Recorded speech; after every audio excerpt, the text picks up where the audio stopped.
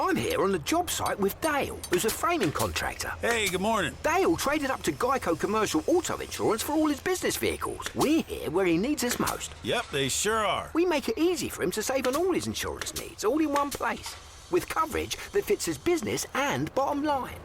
Oh, I shouldn't have looked down. It's all right. We're so far up here. Look at me. Take a deep breath. No, I'm good. So good. Get a commercial auto insurance quote today at geico.com and see how much you could save. It feels good to Geico. If this is very difficult to stay sober for 40 days, and if you feel like, you're struggling with alcohol, because alcohol is so ingrained in our culture in New Orleans, we have to have a very vibrant and lively recovery community here. So it's a really cool city to be sober in. It's really amazing to look forward to doing Mardi Gras sober, to going to Jazz Fest sober, to going to French Quarter Fest sober. I mean, it's an amazing city to be sober in. Yay Networks. A quick note before we dive into today's podcast. If you like what you hear, I would love for you to subscribe to Fueled Wellness and Nutrition, wherever you download your podcast. It would also be incredible if you take a minute to rate and review this podcast. Those things do matter and they really help us. The episode you're about to hear originally aired about 3 years ago. It is consistently one of my favorites. It's also consistently one of the podcasts that I am linking to, referring people to, really just so much year round. And it's the science of alcohol on our brain, body, and spirit. So because of the time of year, it's Lent. And again, whether someone is Catholic or not, a lot of times we're making these habit changes, these behavior changes. And a lot of times that change, or that something that we may be giving up, is alcohol. And of course, we have our Alcohol Free for 40 challenge just around the corner. Quick note on that. It starts Ash Wednesday. We will be doing a kickoff Thursday, February 23rd. That is an in-person event where we do all types of lab metrics, physical metrics. You'll be hearing a bit more about this in the episode coming up. But this year, the pre-challenge tests are all Thursday, the 23rd. We'll, at the end of the 6 weeks, be doing all of those same metrics again so that you can compare truly the results and the influence of alcohol and giving up alcohol for those 40 days on your full mind, body, and spirit. Important note though, y'all, the deadline to sign up, we need a few days notice in there to get everybody scheduled at the right times. This is going to be in 6 locations, 6 cities around Louisiana, New Orleans, Baton Rouge, Lafayette, Shreveport, Monroe, and the North Shore. The deadline to sign up is midnight Sunday, February 19th. So it's the Sunday right before Mardi Gras. So even though the Alcohol Free for 40 challenge officially starts Ash Wednesday, and our in-person testing events are the very next day, Thursday, February 23rd, it's important to note that the deadline to sign up is Sunday at midnight, February 19th. You can find full details at alcoholfreefor40.com. Again, we'll be talking more about that. You'll hear more about kind of the whole big picture of that in the episode coming up. The episode you're about to hear includes an interview with alcohol researcher James Garbutt. He is brilliant in this field. So the things that we know and we've experienced about alcohol, he's just has a really fascinating way of explaining the why and how this is happening. So there's, again, one thing that we may say, well, gosh, it really disrupts my sleep, or it leaves my face, puffy, or I feel bloated after. So he really walks us through the why and the how. After that, we've got these incredible interviews with Dr. Dave Galarneau and Dr. Doug Alexander. They are both psychiatrists with Ochsner Health and have just a really incredible insight into behavior change and behavior change around things like alcohol. And they focus, while they're psychiatrists, their focus is really so much on the how-to, the mindset, the behavior change. So I think that, again, it's one of my favorites. It really gets into the science. It really gets into the actionable things that we can take ownership of right now. And before I turn you over to this favorite episode of mine, I also want to use the opportunity to just share a little bit that has come out even in the past couple of years since we originally did this episode. I'm going to link to an article in the New York Times and the episode notes, the show notes here. And it's really interesting because and not to be at all a Debbie Downer, but it's one of these things that so many times, and for years, for decades, we've really, embraced the idea of alcohol, of drinking. We, we can really make ourselves feel good about it that, well, that red wine is good for my heart. But what's really interesting, and, the New York Times article that I'll link to really drills into this, but there's been a lot of confusion, and there's also been a lot of contradictory research over the years. But now more and more, that picture is becoming clearer that even small amounts of alcohol can really have some serious consequences, negative consequences. And it can be easy to think, well, that must be for people who drink a lot or drink every day, drink often. But these health risks that we're seeing from drinking can come from what we would actually consider to be really a moderate consumption. So without going too far into it, because again, you're going to be hearing a lot in this episode coming up, one of the ways that alcohol can be harmful is it is linked to and directly linked to certain and specific types of cancer. And scientists think that the main way this is happening is because alcohol is damaging our DNA. When we drink, our body metabolizes alcohol into a chemical that's toxic to our cells. It damages the DNA. It also prevents our body from repairing this damage. Alcohol also creates what's called oxidative stress. This is another type of DNA damage that is specifically harmful to the cells that line our blood vessels. So if you think about it in that way, anything that we're doing that is damaging the lining of our vessels, the cells that line our vessels, it's leading to an increased risk of hypertension or high blood pressure, cardiovascular disease. As I mentioned, I'll be linking to this. There's just an incredible New York Times article that is a really thorough summary, high level enough to just, be a relatively quick read, but also a really thorough summary. And another example in here is that, of course, we all know about the link between cigarette smoking and cancer. That's something, though, decades back, we weren't so much aware of that. People didn't realize that direct correlation between smoking and cancer. And alcohol sort of is in that space. A lot of people aren't realizing that alcohol is also a potent carcinogen. And so it's known, to be a direct cause of at least 7 different types of cancers, from head and neck cancer to liver cancer, breast cancer, colorectal cancer. And of course, not everyone who drinks is going to develop these conditions. They may not be susceptible to these. Also, we know that all types of lifestyle factors, what we're putting into our bodies, how we're fueling our bodies, how we're moving, how we manage stress, all of these things can contribute to an increase or a decreased risk of all types of chronic disease. So every risk factor matters, though. So anything that we can do that is giving us that extra edge, that extra little bit of moving the needle in our favor, let's try to do it. And that doesn't mean that you've got to give up alcohol forever. And something like the Alcohol Free for 40 challenge can really serve as like that annual reset for people. So, you may do the 40-day challenge and realize, wow, I really like how I feel. I really want to reconsider the relationship that I have with alcohol, how often I'm drinking, or, the frequency or how much I'm drinking.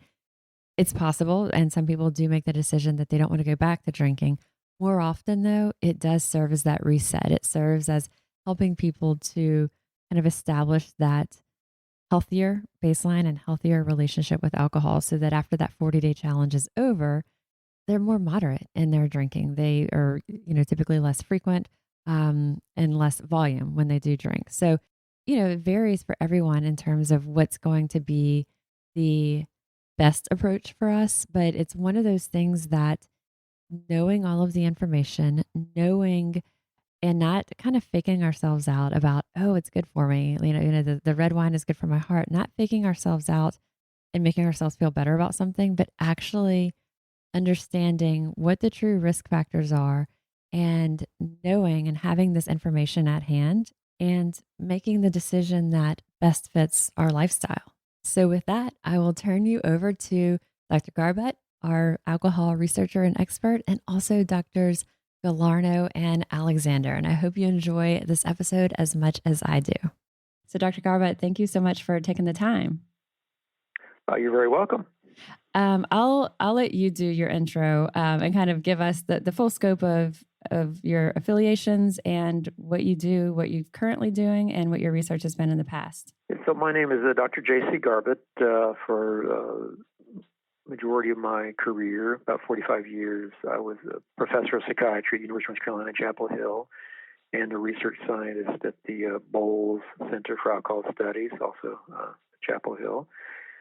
And my work has really been focused on both understanding sort of the biology of alcoholism, alcohol use disorders, and also figuring out ways to help people move forward and get treatment for alcohol problems, including the use of medications. And my primary interest over the last 20-something years has really been developing medications for alcohol use disorders to help people make progress in their health.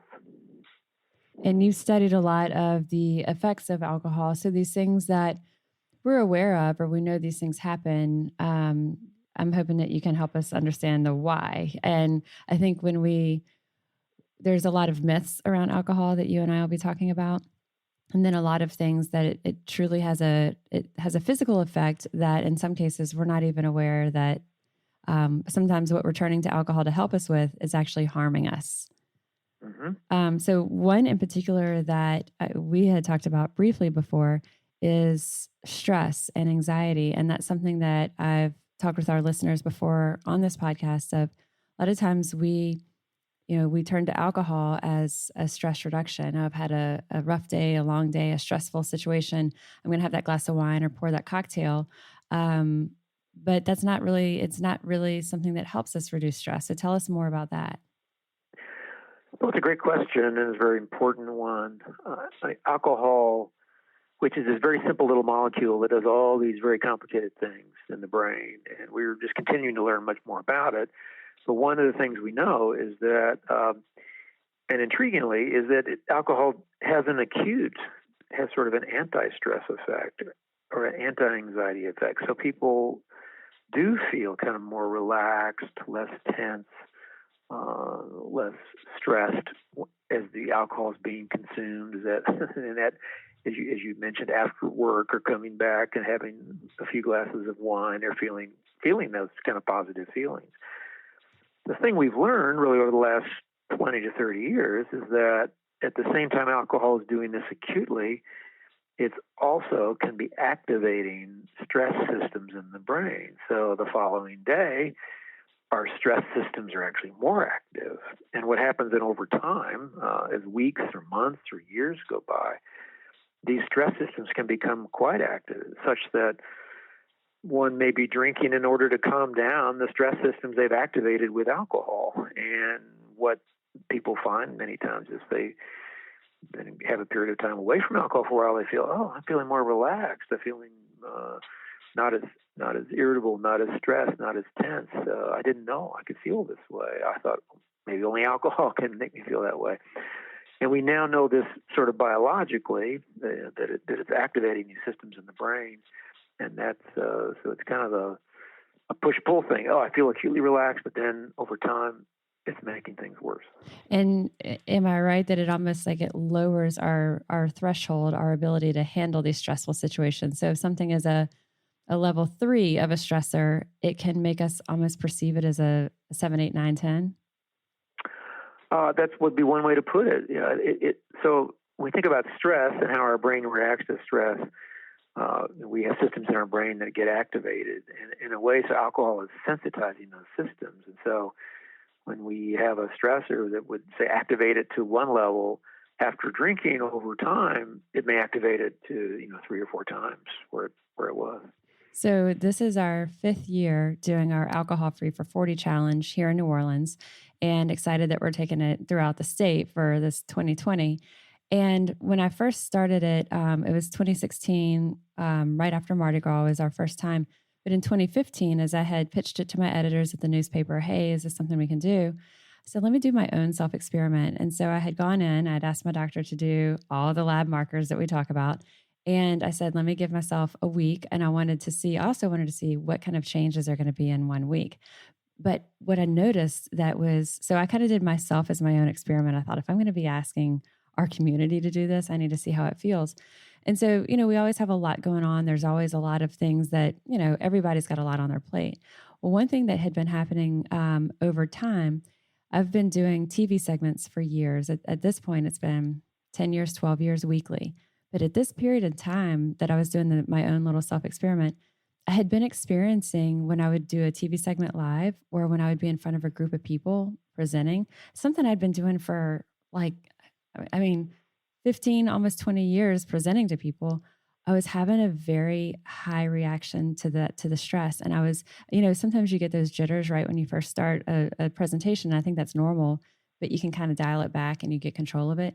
I felt like it was rising and I wasn't able to bring it down like that. And even on live TV in front of a large room of people or whatever it was.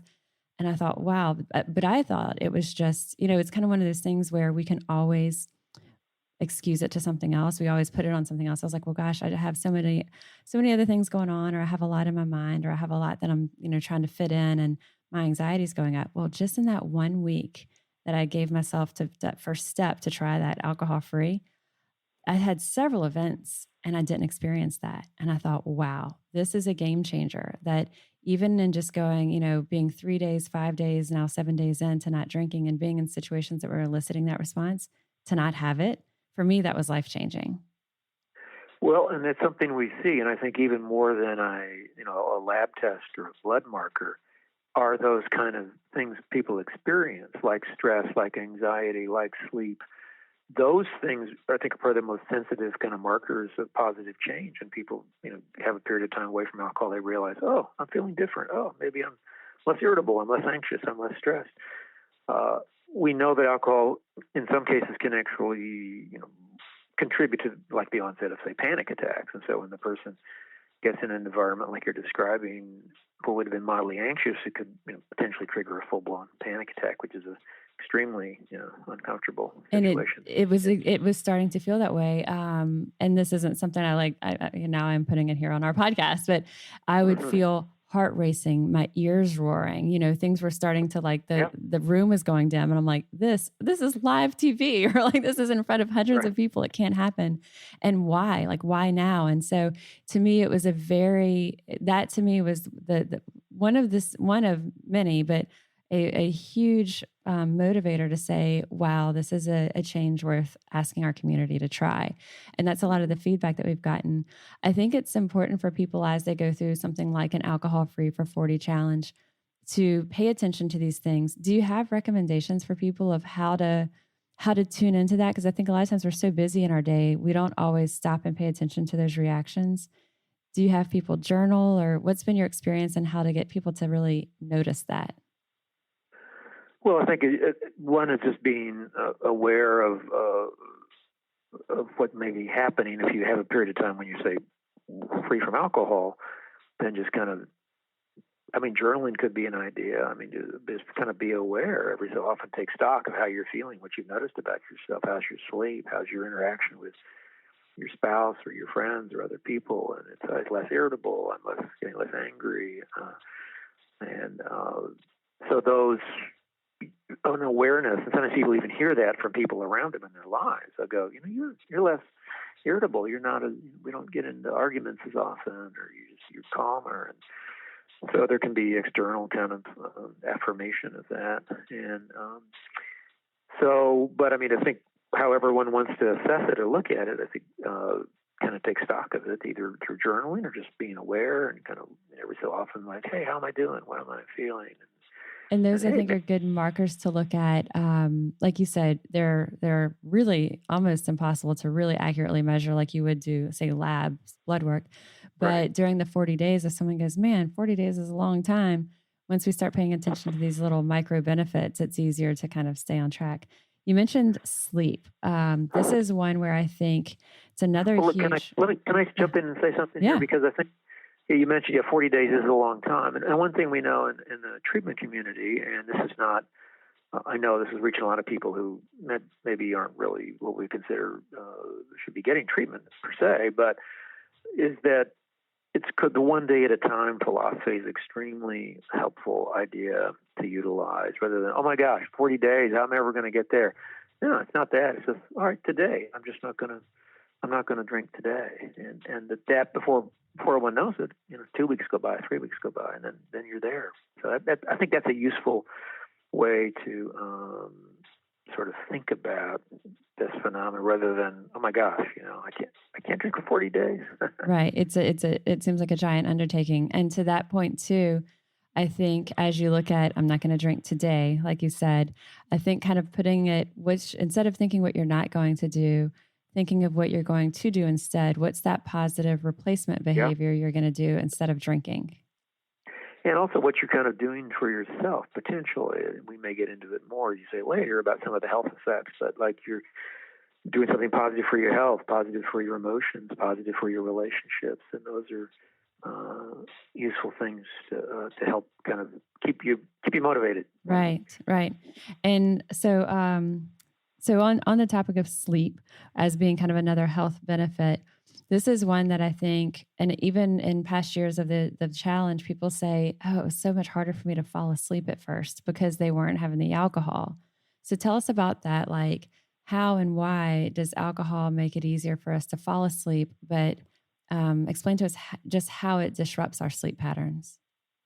Yeah, well, in a way, it's kind of like with the anxiety that I mentioned earlier, that the initial effects, of course, it is a sedative medication. So if you drink alcohol, you will get sleepy. You can't get sleepy. Of course, you drink more and more, you eventually could even get into a semi-comatose kind of like state. So it's a sedating depressant drug. Right. It's like, is someone falling asleep or are they passing out? Right. Yeah. Right.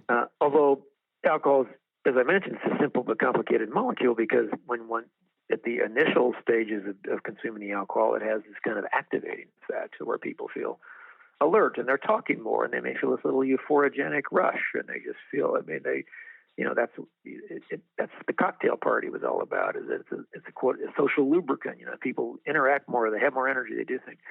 But then that starts to fade, and then as the consumption level goes up, then the more sedative, depressant effects begin to take over. Some people can use it. I have a few drinks, then I go to bed and I'm tired and fall asleep. Well, a lot of times what happens is it's also disruptive to our sleep cycle.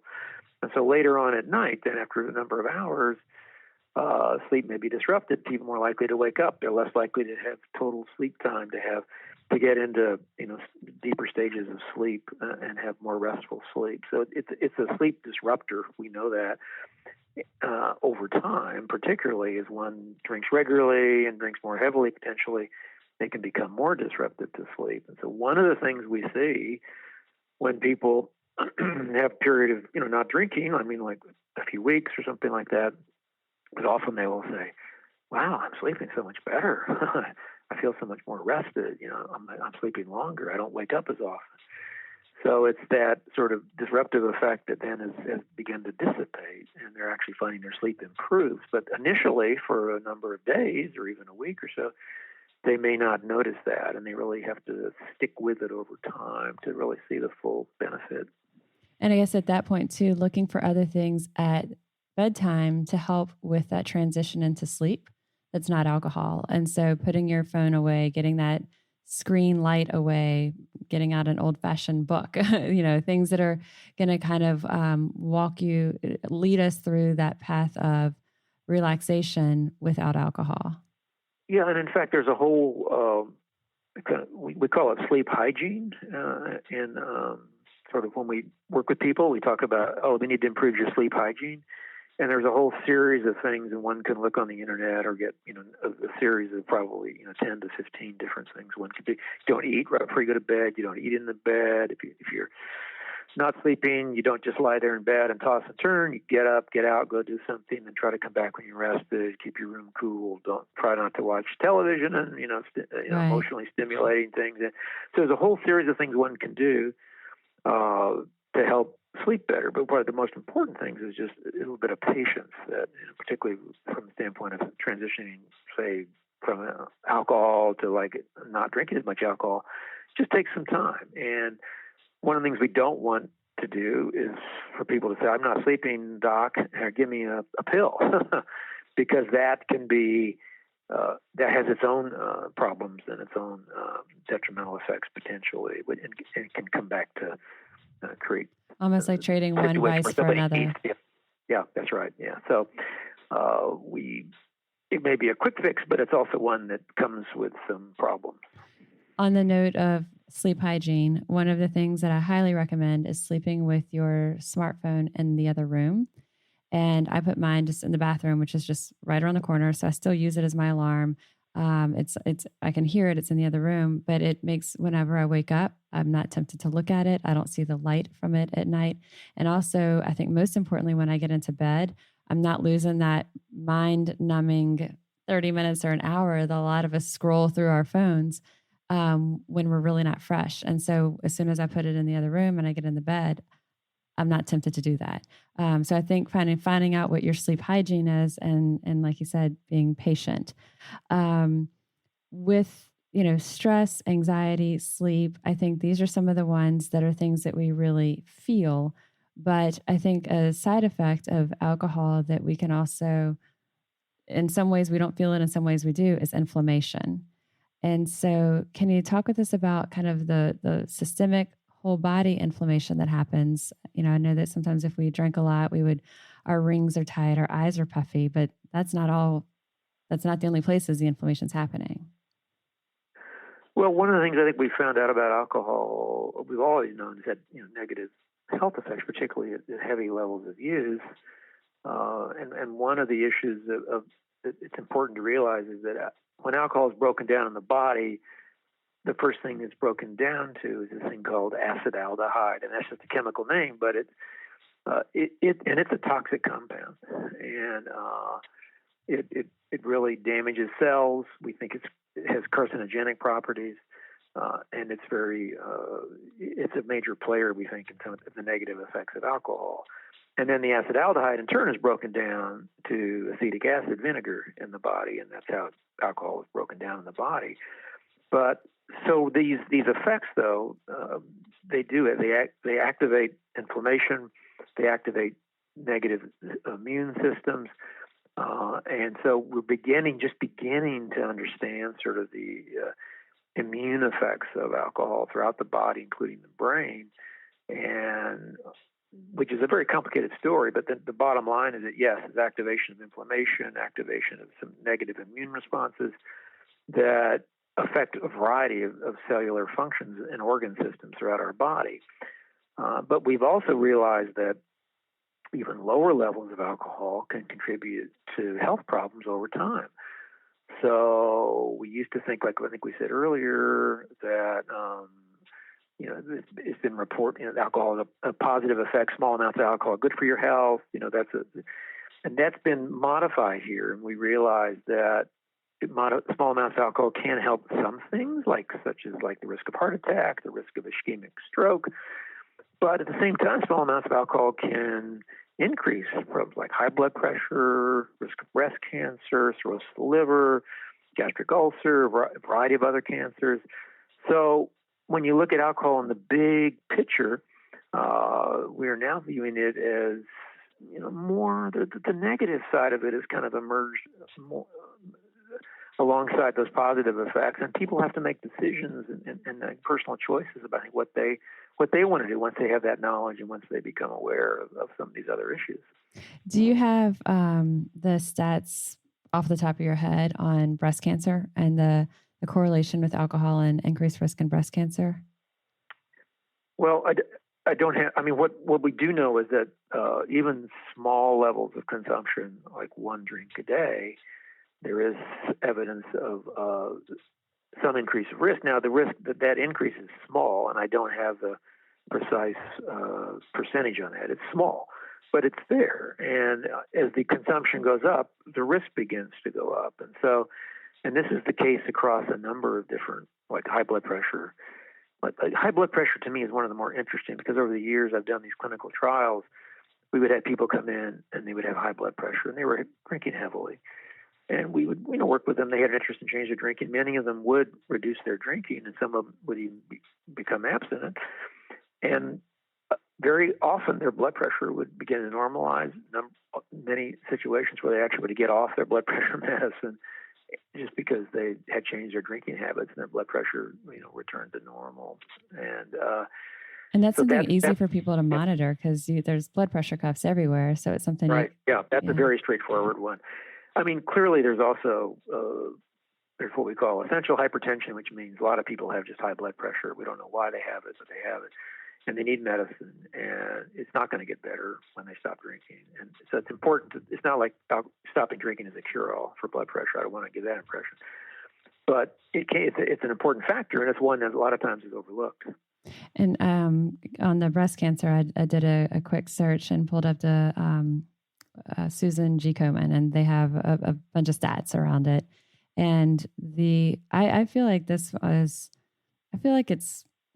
I don't want to use the word staggering, but I kind of think so. So the pooled analysis from 53 studies shows the relative risk of breast cancer goes up by about 7% for each alcoholic drink consumed. So for every one drink, an increase of 7%. And then those who had 2 to 3 drinks per day have a 20% higher risk compared to women who don't drink because of the way that...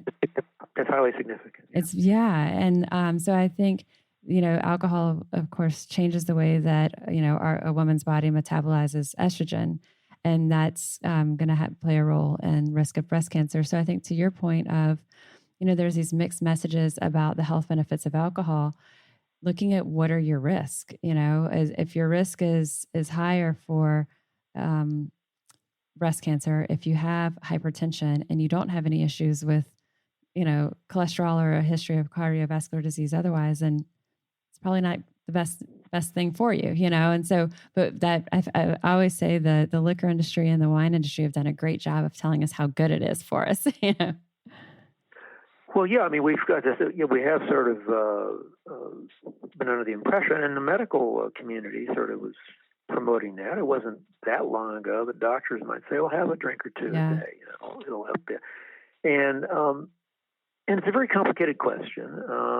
And as I said, we're a drinking culture, so we like to drink. We enjoy drinking, and it's not that alcohol is evil or anything. It's just that one needs to get a better perspective on, I think, the overall health risks and benefits, and also these other things we were talking about, how you feel if you drink, say, daily, even if you're only having 1 or 2 drinks, as far as your anxiety, as far as your sleep, as far as your irritability.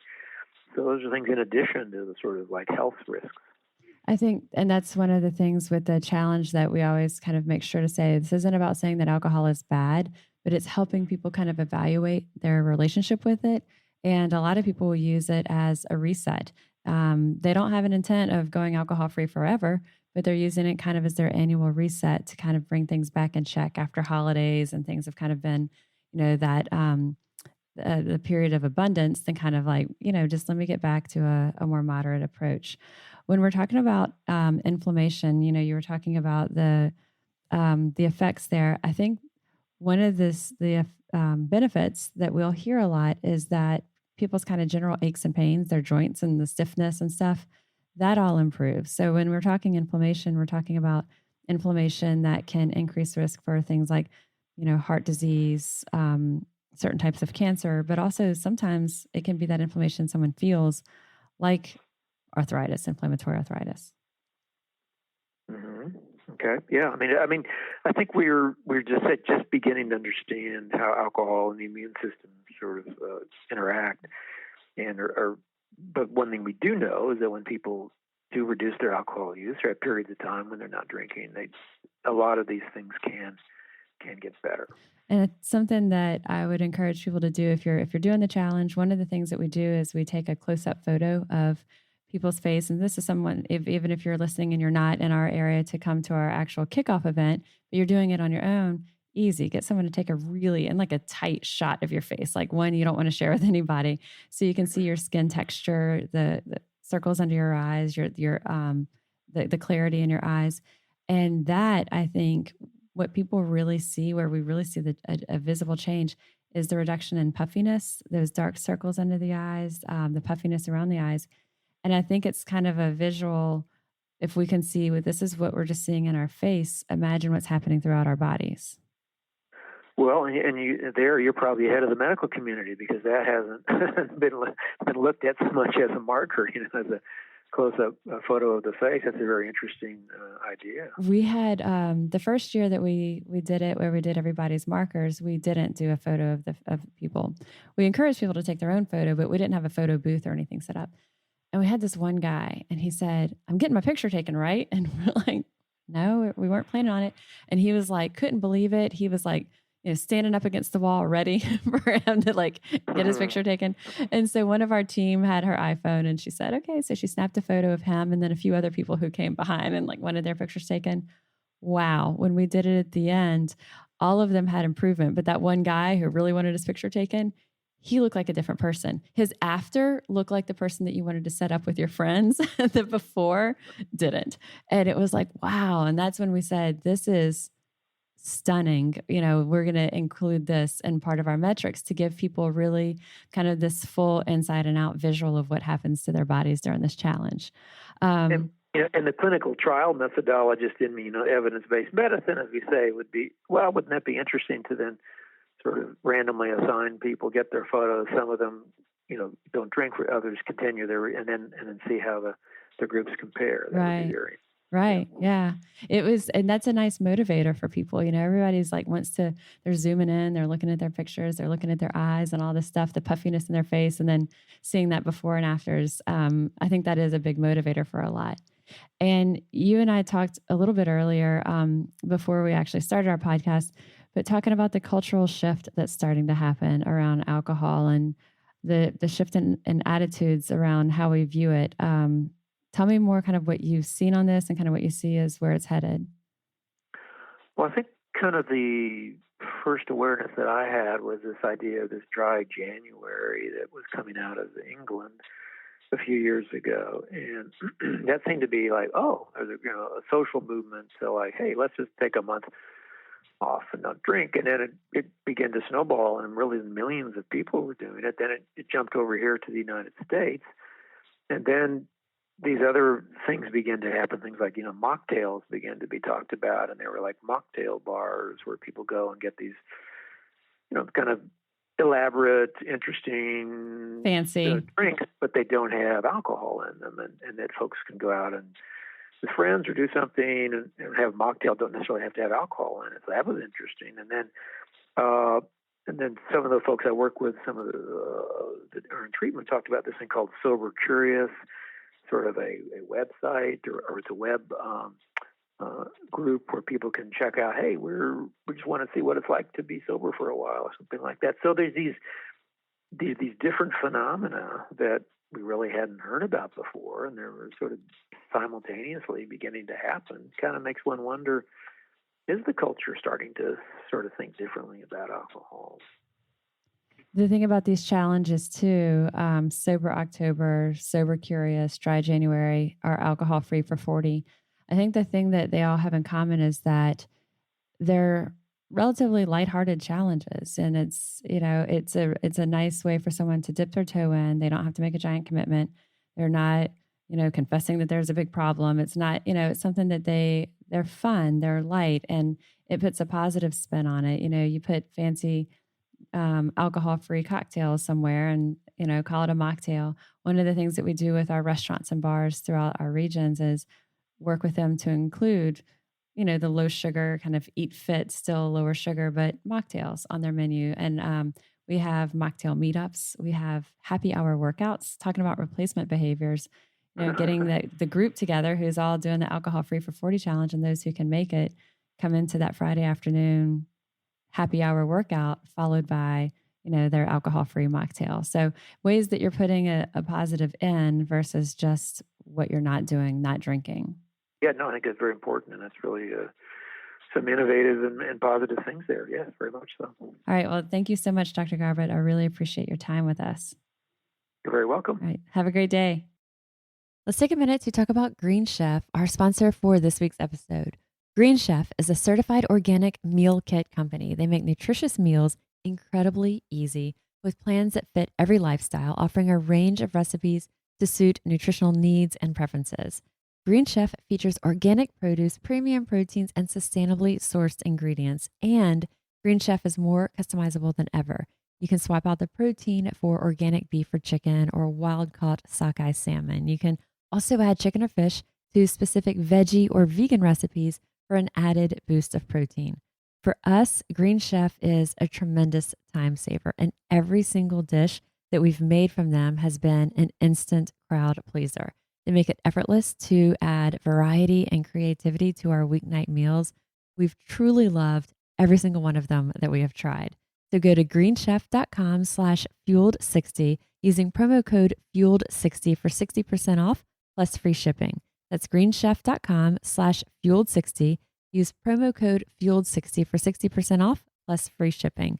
Green Chef, the #1 meal kit for eating well. So we covered a lot about the physical effects of alcohol, those physical manifestations from anxiety to stress, impaired sleep, inflammation. Covered a lot of these in depth with Dr. Garbutt. So switching gears a bit to more of our behavioral changes, action steps, things that we can do on that day-to-day basis throughout this Alcohol Free for 40 challenge and beyond to really, quite frankly, make our lives a lot easier, not even just as it relates to doing the Alcohol Free for 40 challenge, but tuning into a lot of the reasons why we may do certain things and why we may make choices, whether it's related to alcohol or anything else, that aren't best for our bodies. So I'm joined here today in my living room by Dr. Dave Galarneau, board certified psychiatrist and addiction specialist with Ochsner Health. He's also the medical director of the Addictive Behavioral Unit at Ochsner. And I'm also joined with us. We've got Dr. Doug Alexander. He is a second-year psychiatry resident with a lengthy background of volunteerism with local recovery programs. So welcome, you guys. I'm excited to have y'all here. Thanks for having us. Yes, and may I say this is such a lovely living room. Well, thank you. I appreciate it. And we have the door open because it's a gorgeous day here in New Orleans. So we may have birds chirping in the background. I hope we do. But yeah, thank you. It's a very, very nice day here. Thanks. So give us a little bit of background, each of you, with what your roles are. So Dave, starting with you as medical director of the Addictive Behavioral Unit and kind of what your role is day to day there. Sure. We have a intensive outpatient rehabilitation program at Ochsner. People come, it's a 4 to 6 week program. They come Monday through Friday.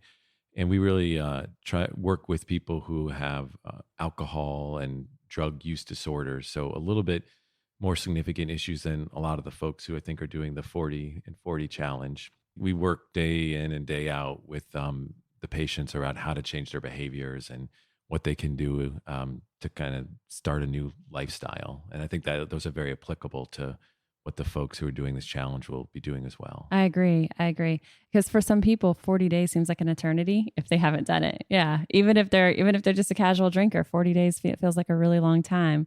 And so Douglas, tell us your background, kind of your role, second-year psychiatry resident. That's right. I'm a second-year psychiatry resident, which means I've gone to medical school and I'm now studying psychiatry to become a board-certified psychiatrist. We rotate through several different areas of psychiatry as residents, and one of those areas is addiction. I have a very strong personal and professional interest in addiction. I intend to pursue an addiction fellowship after I finish my psychiatry residency, and I've been involved with the recovery community in the New Orleans area since 2007. And tell us, you shared just a little bit before we started the podcast, but a little bit of kind of what was the drive for you to go to medical school and to pursue this? So I'm in recovery myself, and when I started to pursue sobriety for myself, I became very involved in the recovery scene in New Orleans, and it became clear to me very soon after that this is the community that I wanted to work with in a professional capacity. And so I started college at Delgado, and now I'm here today. And for those of you who aren't in the New Orleans area, Delgado is our community college. So starting with community college courses, because you had never been to college before. That's right. I was 30 years old when I started college. That's incredible. And when you applied to Delgado, you told them that you wanted to go, you were applying to the community college with the goal of becoming a physician. Right. I walked in and said that I wanted to go to medical school and become a physician to work with people whose lives have been affected by substance abuse. And I was told that I needed to leave and come back the next day with more realistic expectations. And they gave me a beautiful brochure about their HVAC program, which and is, encouraged me to become an air conditioner repair technician. and you said, yeah, so you just kind of put your head down, focused, and I kept my eye on the prize, Right. and pushed I- forward. to me, that's such a cool story. And it's one of those that at that point, it seems like there's this giant mountain to climb, this giant hurdle. And now here you are, like doing this and giving back and being able to care for people in that way that you were. So I think that's incredible. I've had a chance to work with Doug for the last month on the service, and I can tell you he's a true natural, and the addiction community is very lucky to have him. Yeah. And we're looking forward to him joining our ranks in the near future. Yeah, I love it. I love it. So talking about the, with alcohol, there's so many people respond to alcohol differently. And I think as people are listening to this, both of you guys, as your role as psych resident, as your role with Ochsner, with the rehab program, y'all are again dealing with more serious addictions than what, and a lot of people who are listening to this are like, Molly, come on, I'm just doing the 40-day challenge. I have a glass of wine every day. I'm giving this up for 40 days. We totally get that. But for a lot of people, there's that slippery slope where a little bit over time becomes habitual, and they do feel like 40 days is an eternity to give up alcohol. Some people do have that question mark about, can I, or what's my, how much do I feel like I need alcohol versus I'm choosing to have it? What happens, I guess, that slippery slope, and how are people differently, how are wired differently, hardwired in our brains, and how do we all respond differently to something like alcohol? Well, one thing I'll just jump in with first is that 40 days, that can seem like a really long time, and when we work with our patients, we try to get them to break it down into more manageable chunks. No one can predict the future, and no one knows what's going to happen, but we try to focus on one day at a time. And, if you think about, okay, I'm going to give up alcohol for 40 days, and that seems a really long period of time. But if you say, well, I'm going to wake up today and I'm not going to drink today, and just worry about today, and then we'll wake up tomorrow and see what tomorrow holds. That's a good place for people to start as they face this challenge, I think. And we'll be talking about replacement behaviors coming up too, and kind of some of those things to put in. So as you do wake up and say, okay, I'm not going to drink today, thinking of what we'll be doing instead. But before that, with our brains, are there some people who, I guess we always, know that there's people who have it, alcoholism, for example, runs in their family, and you feel like every uncle or aunt kind of has this addictive, has had a history of addiction. Are there certain is it personalities that are more addictive or type, or is it what's happening in our brains with alcohol?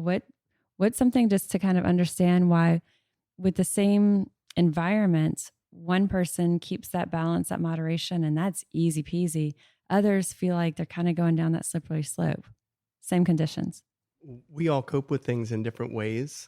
And some people are prone to reaching for external things to change the way that they feel. And that's one of the things that contributes to it. I know that, throughout life, we have different stresses, social stresses that we face, different changes in work. And alcohol, as we all know, it's something that some people drink because it tastes good. Other people drink it because it helps take the edge off. And when that taking the edge off component of drinking, when a person starts to kind of over rely on that and incorporate it into a daily routine, it becomes a regular coping mechanism.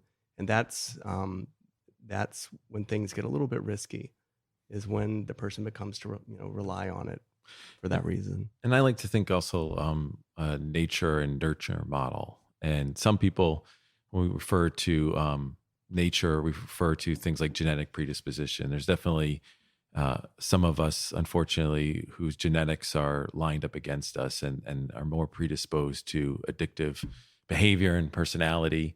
And so they kind of more easily fall into these kind of problematic drinking and drug use behaviors. Other people, it has more to do with the environment, and the more that you tend to be around it and that you have exposure to it, it can get linked up in your brain through a reward pathway that uses a neurotransmitter called dopamine. But most people, they have some combination of the two. And if you that have really both, was what set them off. Both becomes that recipe for, I don't want to say disaster, but both can be that recipe that kind of creates that perfect storm if you're genetically predisposed and you're in an environment.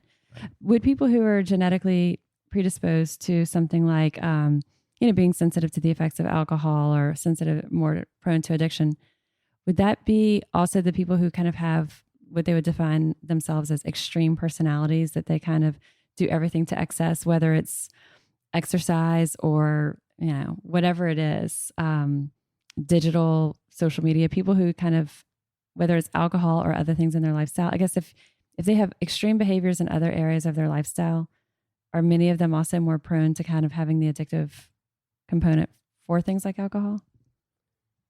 I think that people who have a lot of maybe compulsive behaviors or almost behaviors that are similar to addiction in other ways, like exercising a whole lot or, being workaholics, that you do see a lot of comorbidity with alcohol use and in that population. But that's not to say that everybody who uses alcohol to excess or is extreme in every part, right? Exactly. I think that the issue is that when it comes to the genetic side of alcoholism and drug addiction, that there's probably just a large number of genes that are involved. It's not the same as sort of like if you have either blue eyes or brown eyes. There's probably, 10, 20, maybe even more genes. And so you can have it's a real diverse cohort of people. And so some people do kind of display what we call cross addiction or an addictive personality where they can easily transition from one substance to another type of behavior, whereas other people just tend to be more focused. They have problems with one particular substance or something like eating, and that seems to be an isolated issue for them. It's interesting you brought up eating. In past years for the Alcohol Free for 40, some people's markers for things didn't improve like we thought they would, or especially like when we do body composition. And it was like when they came in for their post-challenge labs, true confessions were coming out because they'd been hitting the ice cream, they'd been hitting the sweets, and really kind of putting these replacement behaviors that were not good. And so much so that we started encouraging almost like a 2.0 version of Alcohol Free for 40, where it included also sugars and white carbs. Let's pull that out because, we don't want to put one behavior in for the other. So when we're looking at, okay, whether you're doing this 40-day challenge with our Alcohol Free for 40, or you're listening to this podcast at some other time of the year and you think, you know what, I'm going to kind of give it a go for 10 days, 20, or do your own 40-day challenge. What are some of the key strategies that you would say, where do they start? Where do we start to be successful as possible throughout this? One common acronym that's used a lot in 12-step meetings is HALT, H-A-L-T, which stands for hungry, angry, lonely, tired. So just maintaining a state of awareness throughout the day and checking in with ourselves to make sure that we're not pushing ourselves past the limit. Because a lot of times, with work, we feel like we're pressured to meet a certain deadline, or maybe we want to impress somebody socially. And sometimes when we're doing those things, we'll deny ourselves of basic things like food, not consciously. It's just something that happens. And I also try to get my patients to think a little bit about, to think optimistically, but to plan pessimistically. That, we want people to be motivated. This is a very doable thing. This is not rocket science. We're asking you to just, not pick up a can or a glass and put it to your mouth and swallow. Having said that, it's very basic if we think of it, right? It's a very basic thing. But there's a Zen quality to it because it can be one of the hardest things for some people to do. And so we try to get people to think about when you have those moments where you really feel an urge or craving, what is a plan that you can have in place that you don't have to think about, that you've already kind of thought through, and that you can easily put that plan into action if you need it. One of the things that I call it as we kind of communicate, and we have our Facebook social support with our Alcohol Free for 40 group and emails with them. And so there's a lot of kind of camaraderie. And one of the things that we talk about a lot. I call it the witching hours for people. And you guys, I guess you all are the experts in this, but I see those witching hours often for people are in their periods of transition. So the transition time for when they're ending work and coming into their home life in the evening, or they're going into a social situation and they're using alcohol as the example, but alcohol is to unwind when they get home. Or if they're going out, it's to take the edge off. So they might feel like they're releasing the stressors from that day so they can be more fun in this social situation. But I feel those transition periods are what I call the witching hours. Yeah, and we refer to that as something called people, places, and things. And everyone, I think, is familiar from Psychology 101 about the story about Pavlov's dog, how, you take a dog and you ring a bell and you give it a treat, and you do that enough times, and, just ringing the bell, the dog will start to salivate because there's a little molecule in our brain called dopamine, which I mentioned earlier, which is in the dog's brain as well.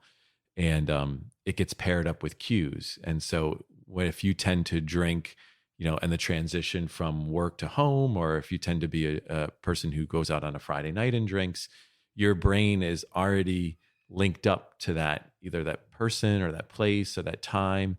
And it starts to secrete a little bit of dopamine to get you ready. The reward is coming. And so the urges can be a lot more difficult during those periods. And so to try to go through and look at what are the times or the situations, the people that you typically would drink with, and plan for those situations, because those are going to be potentially the hardest for people. I remember when I did my first Alcohol Free for 40 challenge, and I've mentioned this is our 5th year doing it. So it's now I feel like an old pro at it. But I remember the first time we went to dinner, and it was like day 1 or 2 of the Alcohol Free for 40 challenge. And I remember that I ordered a bottle of sparkling water, and I asked them to bring a wine glass with it.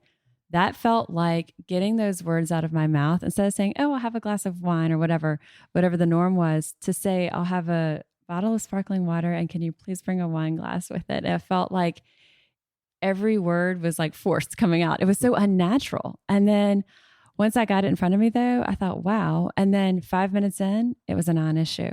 But it was that moment of like point of decision making, pushing through it. And then once you get through it, it's smooth.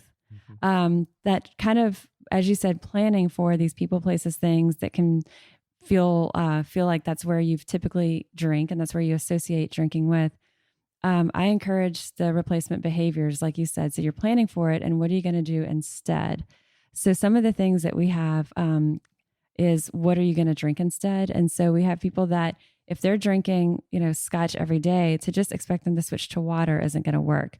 But what are you going to have in that place that's going to maybe give you, and it might work. I mean, but for a lot of people, they're going to want something different. And so I've talked about this guy a lot. We had this one interesting guy. We call him our 83-year-old scotch drinker. Now he's probably 87, but he did it, and he had never done the Alcohol Free for 40 challenge. He drank so much scotch every single day that when he stopped drinking scotch, they thought their ice maker was broken because it was overflowing, but it was actually just because he was not putting his ice in there. But he switched to kombucha, and he had never had kombucha in his life. And at our Alcohol Free for 40 kickoff party, we have things like all the different flavors of kombucha by Big Easy Bucha, our local brewery, so that people can try it, taste it. And you can make kind of fancy mocktails with it, but also just that poured into a glass feels like something a little bit more substantial. That's something that is very helpful in the early days of not drinking. Is for example, if you go to a restaurant, when the server comes around, self-identify as a non-drinker, saying, I don't drink. So what other types of beverages do you have? And in addition to being able to drink something without alcohol in it, you've kind of framed yourself as somebody who's not going to be drinking, and it makes it a little bit easier to get through the meal without having that thought of maybe I should. In something like the Alcohol Free for 40 challenge, people have been able to say, we have these wristbands that when people come to our kickoff event, it says hashtag Alcohol Free for 40 on these bright orange little, those wristbands that everybody has for different stuff.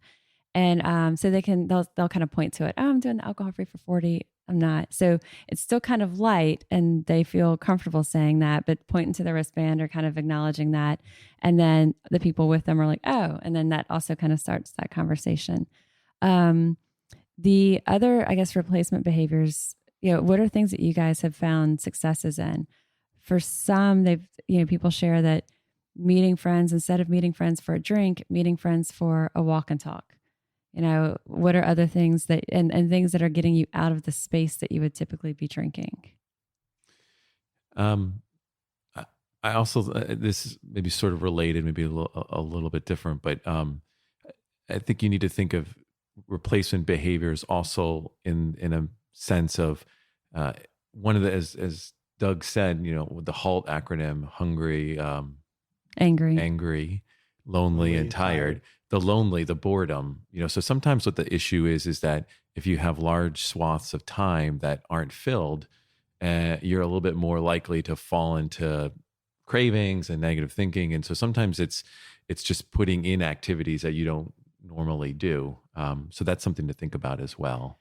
Many people have shared that they feel so much more productive during Alcohol Free for 40, because that 3 hours that maybe they were drinking in the evening with someone sitting on the porch or dinner, and then it led to hours after. And then maybe also they weren't feeling so great in the morning, so they didn't, get up as early. But the things that they're able to accomplish, or maybe tasks or projects around the house that they have not felt like they had the time to get to, they actually do. They just weren't taking the time. And so some of these creative projects that we think, man, I want to do something with those things, or organize this, or create something, or start a pottery class. And I'm glad you brought the pottery class, because sometimes also if you do an organized activity, that's not the focus isn't drinking, and then sometimes that could be difficult in New Orleans. But if you're going to a pottery class, or there's a group run, or you're going to go to a movie or tour a museum, that's something that you don't have to worry about the social aspect of meeting someone. What are we going to order? How's that going to work? So putting yourself in other places, and things that you're finding interesting anyway, and maybe just haven't felt like we had the window of space in our day, but now using that. I think you're right though, that lonely, or even if you don't really identify it as feeling lonely, but it's empty time. Mindfulness is another great way to fill time, because it not only fills time, but it also, the process of mindfulness, meditation, through the course of learning truths about oneself, that very process is something that makes getting through the day without drinking easier. When we become more aware of our feelings and the relationship between maybe our feelings and what we do, our behaviors. And I think people should view the 40 days as, not just you're giving up something, but hopefully you're getting something in return. And I know you've already focused a little bit on the health aspects that you're getting, but I think you're getting time, and maybe you get a chance to try things out that you normally wouldn't do, learn a little bit something about yourself that you didn't know, maybe find a new hobby or a new activity. And if you try to build that in as a growing period, that can be really helpful for people too. And like you said, the mindfulness and kind of tuning into that self-awareness. And I think as you're going through these 40 days, paying attention to these other little micro benefits through the day, that, it might be that you're sleeping better through the night, that you're seeing the physical benefits, your face isn't as puffy, your mood is better, you're dealing with stressors better. Like I mentioned earlier, for myself personally, experiencing less anxiety type reactions. And I think if we look at, it seems like a big vast goal, but if we start to look at each day, here's all the benefits that I'm experiencing, it can make it easier for that next day to kind of follow. One of the things that we've added into Alcohol Free for 40 is happy hour workouts. And so doing different workouts led by different instructors, but at like 5:30, so that we're coming there, we're doing that, followed by something that's an alcohol-free fluid replacement hydration after, right? And workouts are great because they get the natural endorphins in our brain kicking up, and that can make us feel pretty good, just the way that a glass of wine sometimes for certain people can make them feel good. So it could be a little bit of a natural replacement. And I think that's where the walking comes in. That's one of the big kind of saviors for people, whether it's walking their dog, walking with someone. Because even if you feel like, okay, I'm not by a gym, I'm not a big workout person, even just moving, like Dave said, is going to elicit these endorphins and kind of help us with that. So what about people? we sometimes just say hashtag people, but what about people who say, you're doing what?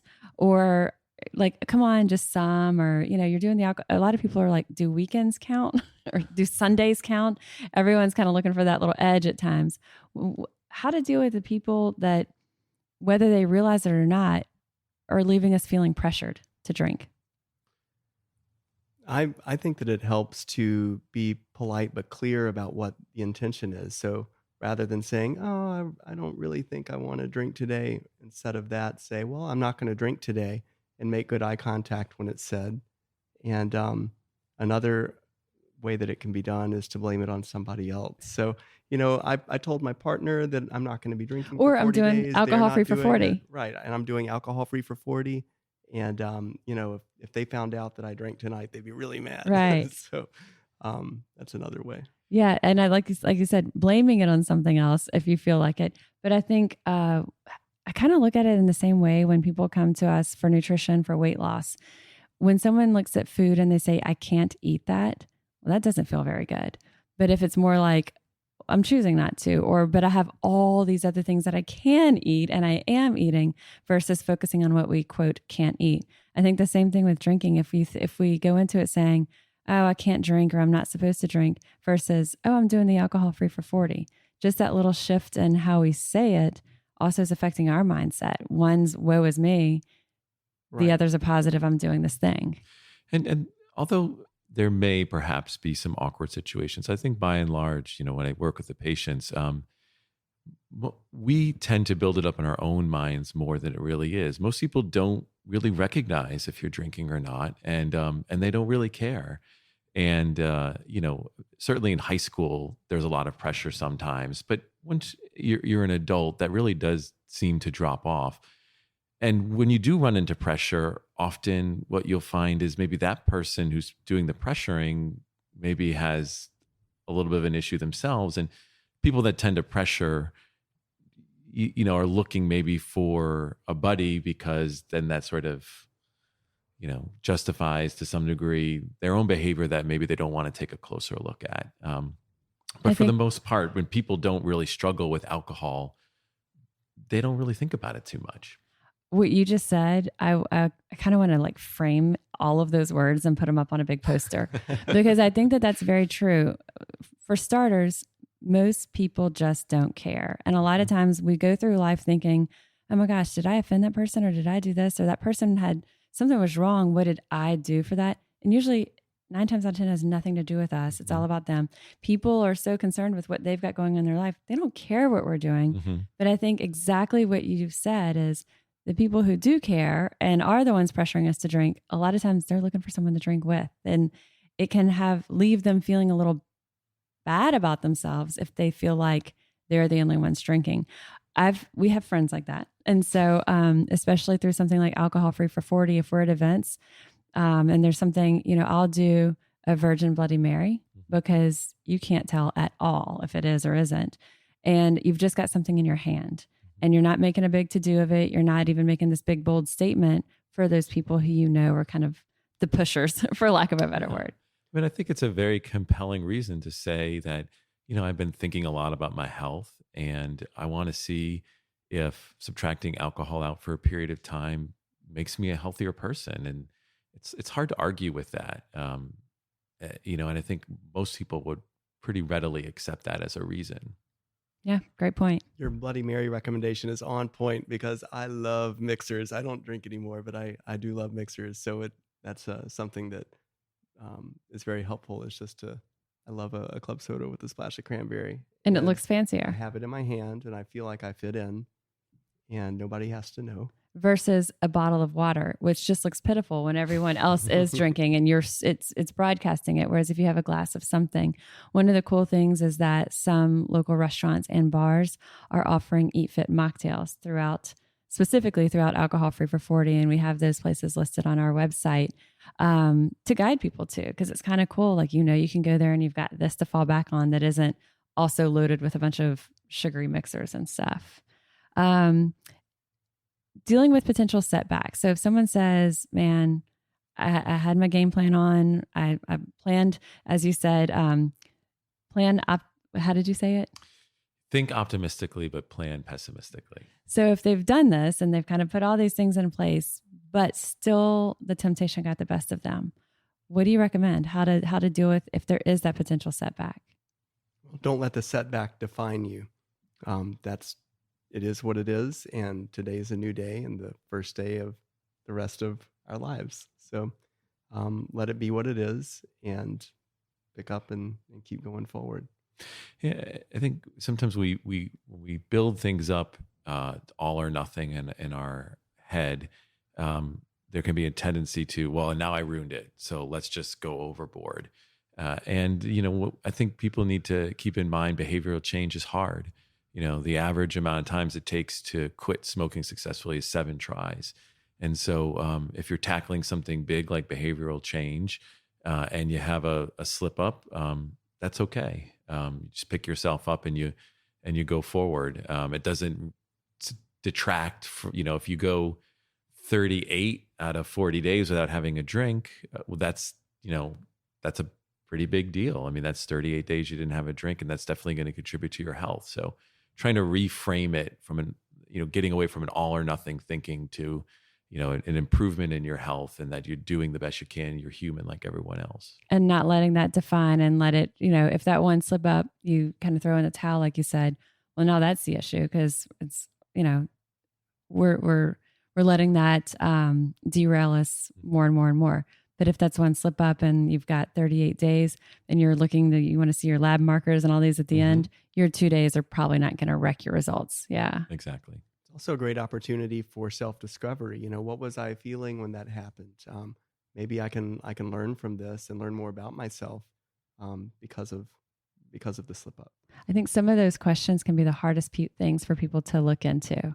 Because a lot of times, and I think that's huge and I'm glad you said that, because it wasn't something that was in my head for us to talk about. But when we do look at why did I have that setback? Why did I have that struggle or that challenge? That's the things that can lead to that. Sometimes are the hardest for us to admit to ourselves, because it might be the people closest to us, the things that we hold the things or people closest to us. And that's a hard thing to admit sometimes. To ourselves. And when we take what we learn from that experience and then we go back to the drawing board to our plan and then edit our plan accordingly, being mindful of the people, places, and things and the triggers. And, now we discovered this is a trigger. I hadn't thought about that. And then that can help us moving forward. I found a lot of times it's relationships around us. And sometimes it's, people that you can't and don't want to not have in your life. I mean, if they drive you crazy, but if that person is your mom, got to figure out a way to deal with this without wanting to have that. So, but I do think that really, like you said, yes, it was a setback, but using that to explore the why behind it and kind of what's driving that. I think that takes us the benefit of, if we can kind of get under some of those and understand our reactions and help manage those better in the future, that's like a success well beyond this 40-day challenge. And it's important to keep in mind that we're not talking about weaknesses or personal faults or defects or anything like that. Rather, just truths about ourselves, and knowledge is power, and learning who we are and what we stand for and how we react to the world around us. When we become more aware of that, we become more capable of being, of loving ourselves, loving other people, and doing what we need to do at work and with our families. I couldn't have said it better. I think if anybody is listening and has wondered, am I not going to do the alcohol free for 40? I think when you start to do it, when you kind of think of all these, it's these whole body benefits, but for our body, our mind, our spirits as well. They're all connected in one, mind, body, and spirit. All right. Anything else, you guys, that we would want to add in, kind of a final takeaway? Just that, as we mentioned before, most people who are going to take this challenge are not the folks that we work with, day in and day out at Ochsner. But some of you may be. And if you find the challenge pretty challenging and difficult, and maybe you're unable to complete, think about coming and working with us, in our intensive outpatient rehab program. We'd really love to help you out and really feel like we could. And we'll have the information for that website, email, number in our podcast episode notes. Just to echo on what you said, if this is very difficult to stay sober for 40 days, and if you feel like, you're struggling with alcohol, New Orleans is an amazing city to get sober in. We have a very lively and vibrant recovery community here because alcohol is so ingrained in our culture in New Orleans. We have to have a very vibrant and lively recovery community here. So it's a really cool city to be sober in. It's really amazing to look forward to doing Mardi Gras sober, to going to Jazz Fest sober, to going to French Quarter Fest sober. I mean, it's an amazing city to be sober in. We have some really great resources like the ABU at Ochsner and really strong recovery in our 12-step community as well. And we'll have links to all of these things. We'll have links to the Alcohol Free for 40 website. We'll have links to the sites that Drs. Dave and Doug mentioned as well. And you guys, thanks so much for, I've learned and been inspired from y'all. So thank you very much. I appreciate it. Thanks for having us. Yes, thanks so much. So a huge, huge thank you to Dr. James Garbutt for joining us on the line. Also to Dr. Dave Galarneau and Dr. Doug Alexander for joining us here in person today. So grateful to all of y'all. You had so much insight for me, and I know for our listeners as well. And so to all of y'all listening, I hope that you enjoyed our conversations and their insight as much as I did. And you can find the links that we mentioned in the show notes of this episode. And if you're considering Alcohol Free for 40, go ahead and check out the website, alcoholfreefor40.com. You can also email us with any questions. Sign up for our Facebook group. It is full of social support, a lot of high interaction throughout the challenge. And again, no matter what time of year you're listening to this, if it is about to be the kickoff for our official one that we're doing annually, fantastic. Join us during Lent. But no matter what time of year, no matter what state you're in, no matter what country you're in, this is something that really we can pick it up and do it anytime, any place. So hope to inspire you guys. If you do jump into this challenge, let us know. I want to hear from y'all. I am Molly Kimball, and you've been listening to Fueled Wellness and Nutrition, the podcast. If you would like more Fueled Wellness and Nutrition, please head over to mollykimball.com, and you can follow me, Molly Kimball RD, on Instagram, Facebook, and Twitter. And if you haven't yet, please go to the Apple Podcast and subscribe, rate, and review this podcast. And join us next week for another dose of Fueled Wellness and Nutrition. Thanks for listening, and stay focused on living your strongest, healthiest life possible.